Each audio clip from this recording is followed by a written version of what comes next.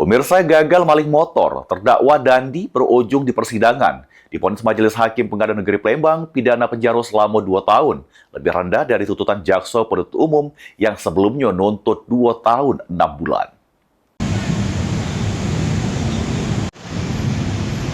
Aksi maling motor gagal di lorong Cianjur 3, Kelurahan Limo Ilir, Kecamatan Ilir Timur 2, Palembang.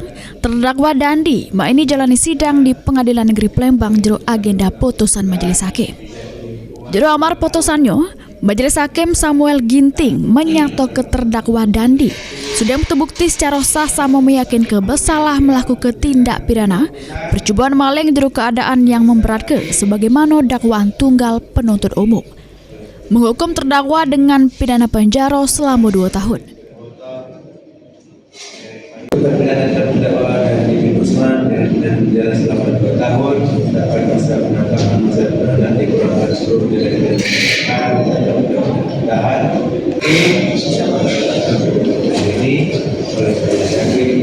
Sebelumnya terdakwa Dandi dituntut JPU dengan pidana penjara selama 2 tahun 6 bulan lebih tinggi dari putusan hakim.